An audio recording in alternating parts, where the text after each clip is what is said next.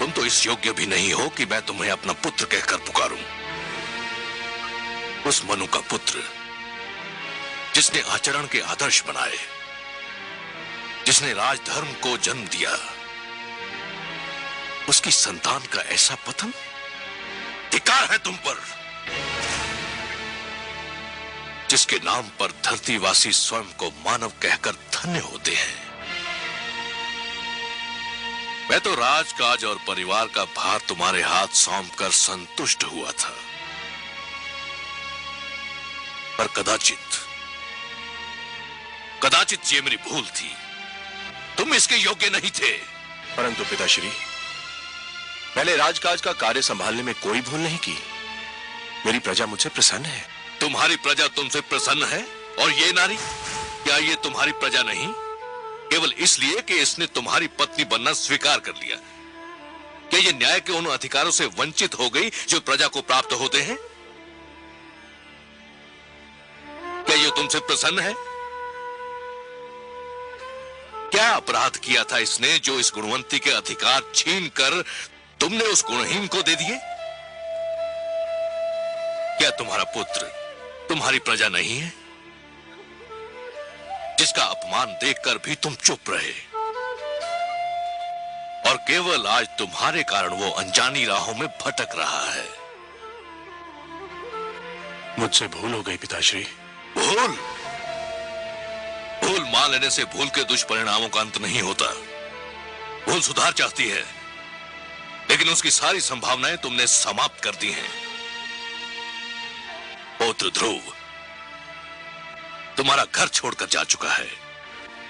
तुम्हारे परिवार में असंतोष है, और जो परिवार को संतुष्ट नहीं कर सका, वो असंख्य प्रजा को क्या संतुष्ट करेगा? जिससे एक छोटा सा परिवार न संभाला गया, वो इतने बड़े राज्य को क्या संभालेगा? धिक्कार है तुम पर। सारा विश्व जीतकर भी एक नारी की सुंदरता से पराजित हो गए। मैंने संपूर्ण राज्य की बागडोर तुम्हारे हाथ सौंपी थी, परंतु तुमने वो बागडोर अपनी दूसरी पत्नी को सौंप दी, और कठपुतली की भांति उसकी उंगलियों के संकेत के दास बने बैठे हो। मुझे क्षमा कर दीजिए पिताश्री। क्षमा? प्रजा अपराध करे तो उसे क्षमा किया जा सकता है, परंतु राजा अपराध करे तो उसे क्षमा नहीं किया जा सकता। राजा का अपराध नहीं, पाप होता है, और पाप के लिए क्षमा नहीं, प्रायश्चित के दंड की आवश्यकता होती है, और राजा को यह दंड वो स्वयं ही दे सकता है। क्षमा याचना करो अपनी पत्नी सुनीति से, जिसके साथ अन्याय किया है तुमने, घोर अन्याय। जिस मनु की तपस्या महाप्रलय ने भी भंग नहीं की, तुमने अपने परिवार के साथ अन्याय करके वो तपस्या भंग कर दी, और मुझे यहां आने पर विवश कर दिया। याद रखो तानपात, यदि पुत्र वियोग में मेरी पुत्र वधू को कुछ हो गया तो तुम मेरे शाप से नहीं बच पाओगे। पिताश्री सुनिए तो सही। मैं कुछ नहीं सुनना चाहता।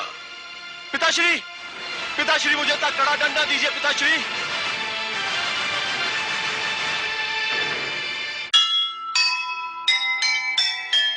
बिन सोचे समझे करे कभी न कोई काम, जैसी करनी होएगी होगा वह परिणाम। विश्व विजेता की विजय आज हुई बेकार, जीत लिया संसार को गए स्वयं से हार।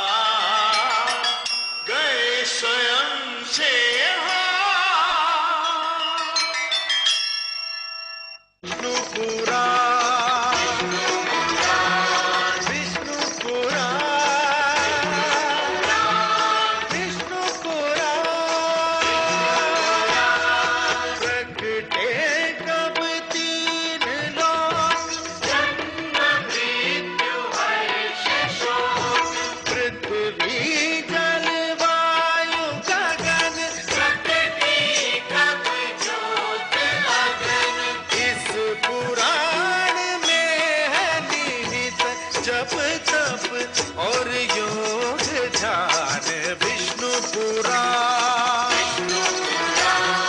विष्णु पुराण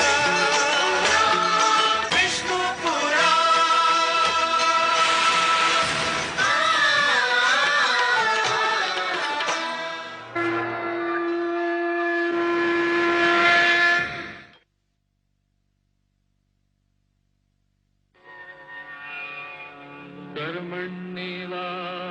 कर्मण्येवाधिकारस्ते मा फलेषु कदाचन मा कर्मफलहेतुर्भो मा ते सङ्गोऽस्त्वविकर्मणि।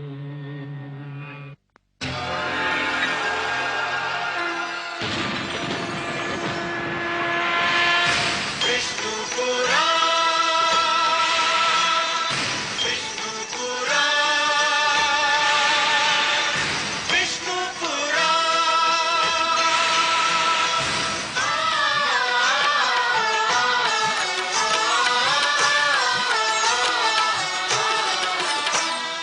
जीव ज्ञान ब्रह्म ज्ञान अथ श्री विष्णु पुराण जीव ज्ञान ब्रह्म ज्ञान अथ श्री विष्णु पुराण ओम की कथा महान ओम की कथा महान जय श्री विष्णु पुराण विष्णु पुराण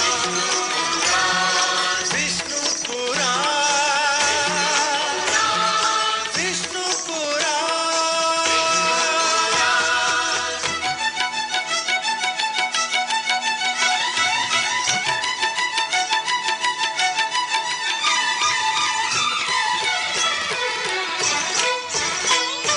प्रगटे कब तीन लोक जन्म मृत्यु हर्ष शोक जन्म मृत्यु हर्ष शोक पृथ्वी जल वायु गगन प्रकृति कब ज्योत अगन प्रकृति कब ज्योत अगन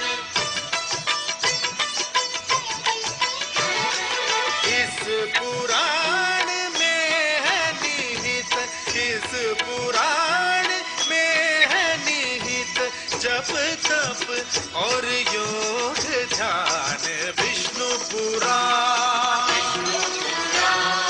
विष्णु पुराण विष्णु पुराण मैं माँ हूँ, धरती माँ। भगवान विष्णु ने कहा है कि मैंने मानव को विवेक दिया है, बुद्धि दी है, किंतु विवेक और बुद्धि रूपी दिन के साथ साथ मोह और महत्वाकांक्षा की रात्रि भी तो है। और कभी कभी मोह और महत्वाकांक्षा की रात्रि विवेक और बुद्धि के दिन को निगल लेती है। भगवान विष्णु का आदेश यह है कि मोह। आपने सत्य ही कहा पिताश्री। मैं ना तो अच्छा राजा बन सका, ना अच्छा पति और ना ही अच्छा पिता। मुझे दंड मिलना ही चाहिए। और यह भी सत्य है कि राजा को दंड स्वयं राजा ही दे सकता है। हमसे नहीं बांटेंगे देवर्षि। आपसे क्या छिपा सकता हूं? आप तो विश्वव्यापी हैं। परंतु विश्वास कीजिए, आज महाराज मनु ने उचित मार्ग, आपकी लीला भी विचित्र है मायापति। आपने ध्रुव को अपनी ही खोज में भेज दिया और उधर महाराज उत्तानपाद ध्रुव की खोज के लिए निकल रहे हैं। और इस बात को आपसे अच्छा और कौन जान सकता है कि ध्रुव का आप तक और उत्तानपाद का ध्रुव तक पहुंचना कितना कठिन है। कठिनाइयां ना हो तो मानव जाति में चुनौतियां स्वीकार करने की क्षमता ही समाप्त हो जाए। हर पग पर सरलता मिली तो मानव जीवन बहुत कठिन हो जाएगा देवर्षि। जूझने दीजिए उन दोनों को अपने संघर्षों से। उन्हें पता तो चले कि जीवन की कठिनाइयों से हर व्यक्ति को स्वयं ही उलझना पड़ता है और स्वयं ही उनके समाधान ढूंढने पड़ते हैं। वह तो ठीक है प्रभु, मुझे महाराज उत्तानपाद की चिंता नहीं है। वो तो ध्रुव की खोज में निकले हैं। ध्रुव किन मार्गों पर जा सकता है, किन क्षेत्रों में जा सकता है, इसका ज्ञान है उनको। उन्हें किसी मार्गदर्शक की आवश्यकता नहीं है। मुझे चिंता ध्रुव की है प्रभु। वो तो आपकी खोज में निकला है। उसे तो अपने नगर के मार्गों का ज्ञान नहीं है, तो फिर क्षीरसागर के मार्ग का क्या ज्ञान होगा प्रभु? प्रश्न ये उठता है कि ध्रुव का मार्गदर्शन कौन करेगा? आप करेंगे देवर्षि, ध्रुव का मार्गदर्शन आप करेंगे। मैं? हाँ, आप। वैसे भी सारे विश्व को विष्णु का पता तो आप ही बताते हैं। इन तीनों लोकों में आपसे बड़ा मार्गदर्शक और कौन हो सकता है मुनिवर? ध्रुव का मार्गदर्शन आप ही को करना होगा। आपका कथन मेरे लिए आदेश के समान है प्रभु। तो फिर अपना कार्य सिद्ध कीजिए। महादेवी लक्ष्मी भी व्याकुल हैं ध्रुव के लिए। उनकी अशांति दूर कीजिए। किंतु माता हैं कहां? माता है ना। ध्रुव का कष्ट उनसे सहन नहीं हो रहा था देवर्षि, इसलिए धरती पर गई हैं उसे भोजन कराने। परंतु समस्या यह है कि उसे तो भोजन की भूख ही नहीं है। उसे तो केवल हमारे दर्शन की प्यास है, और वह प्यास उसका मार्गदर्शन करके आप ही तृप्त कर सकते हैं मुनिवर। ठीक है प्रभु, यदि आप ये चाहते हैं कि आप भी मेरी परीक्षा लें तो ऐसा ही सही। मैं चेष्टा करूंगा कि ध्रुव उस मार्ग पर चले जो उसके लिए शुभ हो, मंगलमय हो। नारायण नारायण।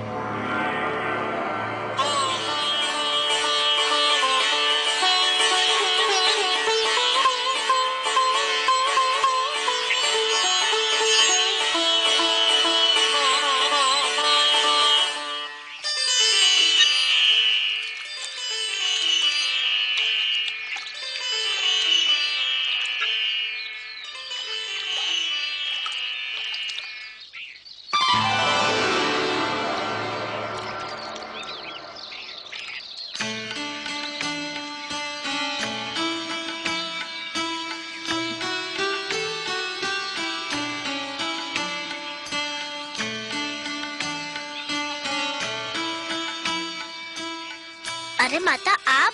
हाँ, मैंने सोचा तुम जाग गए होंगे, तुम्हें भूख लगी होगी ना। आपने मेरे प्राणों की रक्षा की, मेरा इतना ध्यान रखा, पर अभी तक आपने अपना पूरा परिचय भी नहीं दिया। कहा ना कि माता हूँ।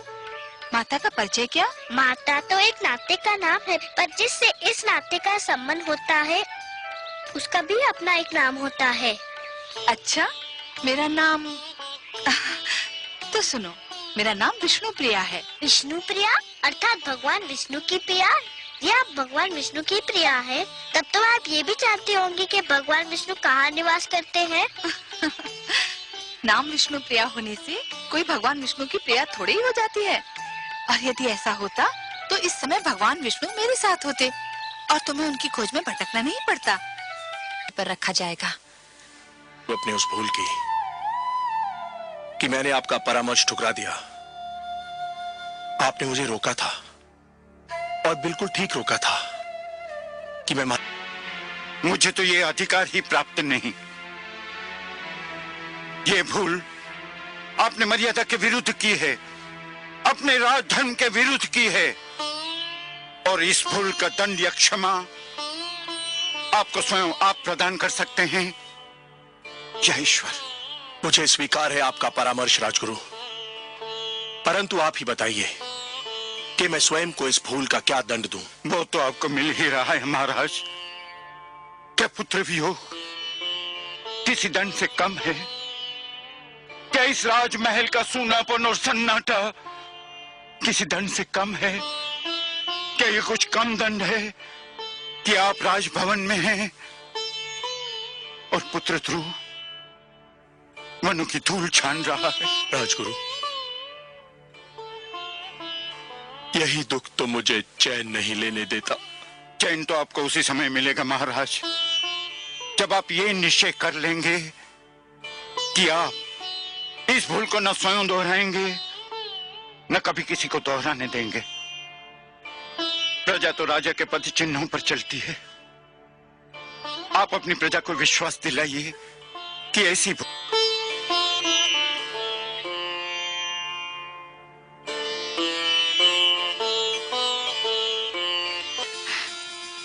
एक महारानी के लिए उचित नहीं, एक माँ के लिए तो उचित है। पुत्र ठोकरे खाता फिर रहा हो तो माँ को महल में चैन कैसे मिलेगा? देर हो गई तो वह हमसे और दूर चला जाएगा। चलिए महाराज, चलिए।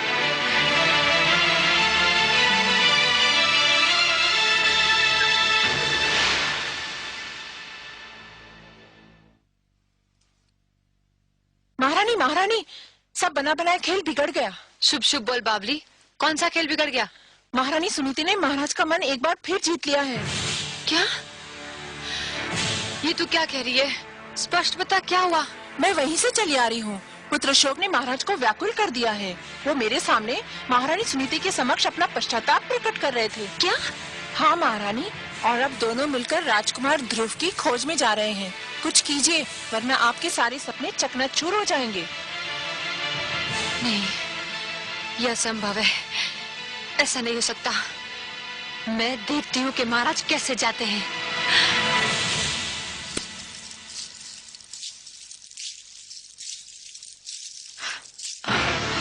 आप कहाँ जा रहे हैं महाराज? क्यों?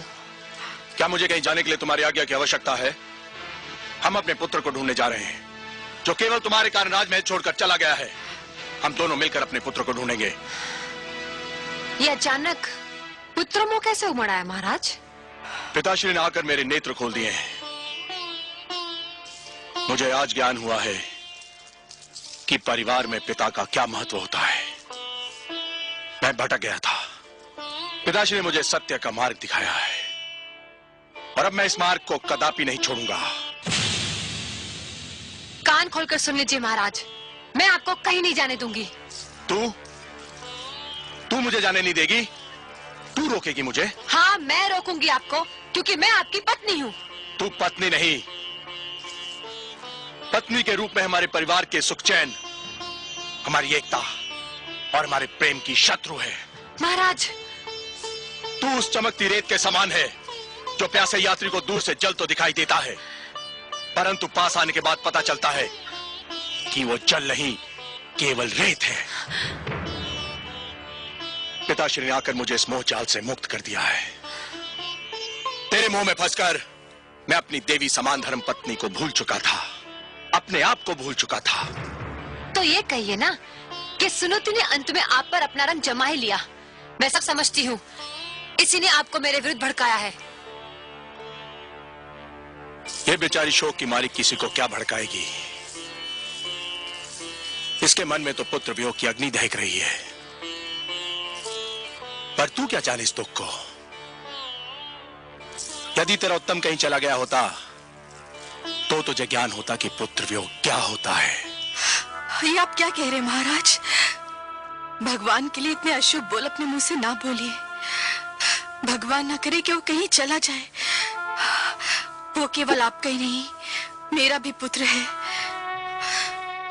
उसने मेरी कोख से जन्म नहीं लिया तो क्या हुआ? माता कहकर तो वो मुझे भी पुकारता था। मैं तो यही सोचती थी कि ध्रुव के जाने के बाद उत्तम ही हमारे घर का दीपक है। ध्रुव को तो मैं खो चुकी।